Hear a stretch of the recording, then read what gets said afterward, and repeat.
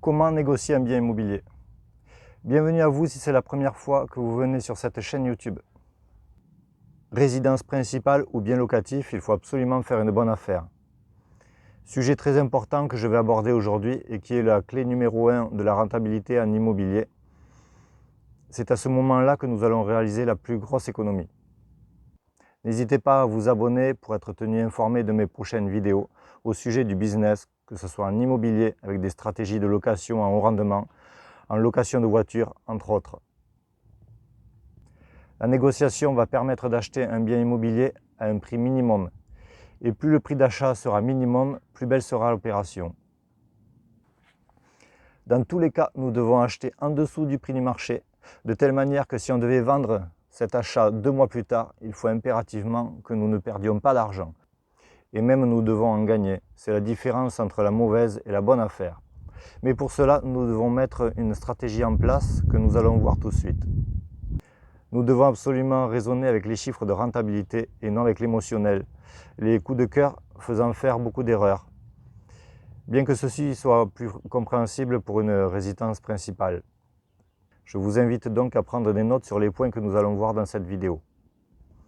Il va falloir questionner le vendeur et lui poser les bonnes questions, essayer de créer un lien, trouver des points communs afin d'avoir un bon feeling avec lui pour faciliter la discussion. La première question importante est de savoir depuis quand le propriétaire possède ce bien. Si les propriétaires l'ont depuis peu de temps, disons par exemple 2 ans, le vendeur a certainement encore un crédit en cours qu'il doit encore rembourser en presque totalité. L'idéal évidemment est qu'il ait remboursé un maximum de son crédit. Cela suppose qu'il possède ce bien depuis assez longtemps.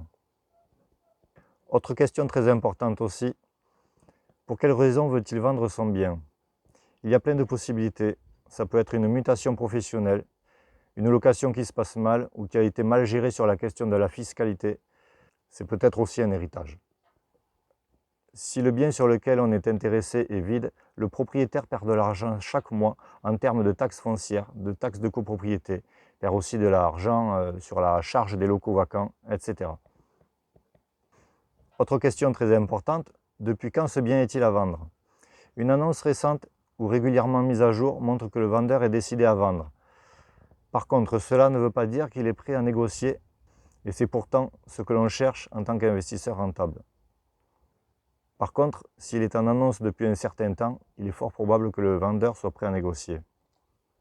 Certains sites de vente permettent de trier par ordre de date. Il faut dans ce cas faire de la plus ancienne à la plus récente. On peut voir aussi la petite flèche qui montre que le bien a revu son prix à la baisse. Il est possible de demander au vendeur quel est le prix minimum qu'il peut accepter afin que nous sachions à quel tarif il s'est fixé au départ.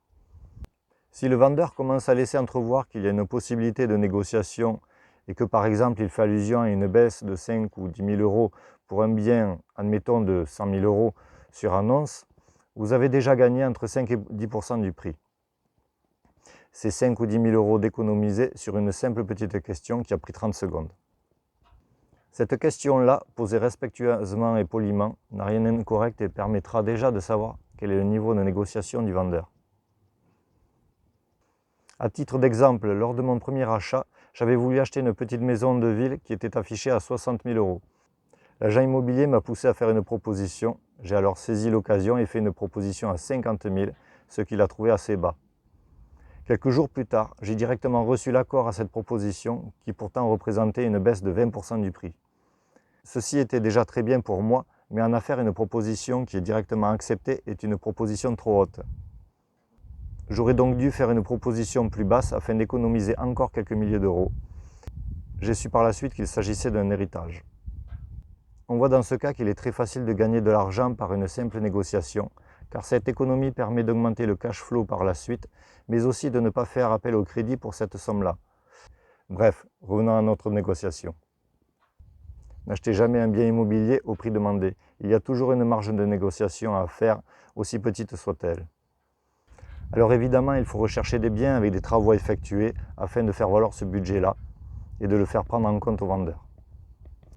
Attention, il y a la manière de dire les choses, car la personne peut être très attachée à ce bien immobilier et avoir des souvenirs.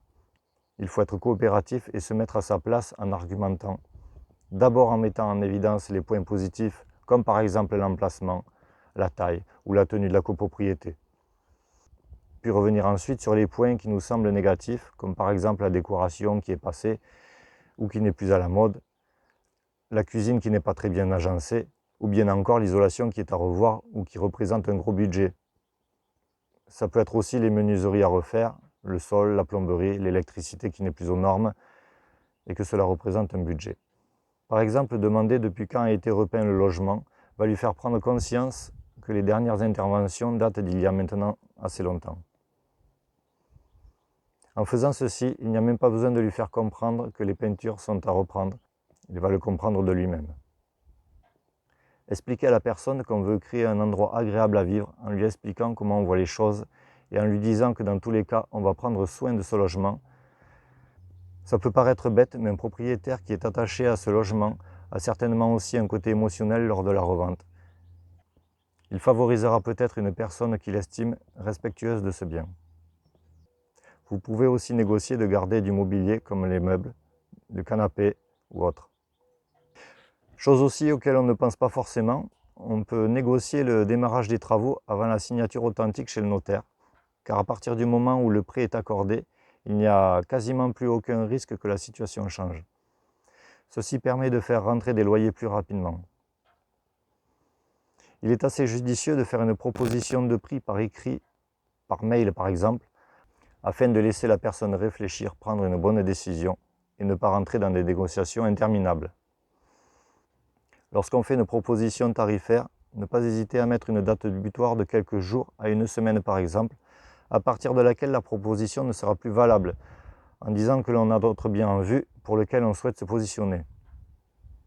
Ceci incitera le vendeur à accepter plus facilement la proposition s'il n'en a pas eu d'autres au cours de cette semaine-là. Dans le même principe que les soldes où les gens se ruent avant la date butoir. Ayez toujours sur vous un accord de principe de la banque afin d'être plus crédible.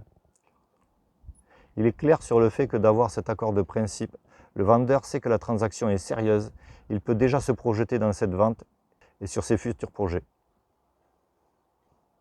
Cette vidéo est maintenant terminée. N'hésitez pas à faire part de vos techniques de négociation pour l'achat de biens immobiliers. Il est toujours intéressant d'échanger à ce sujet-là. Bons investissements, à bientôt.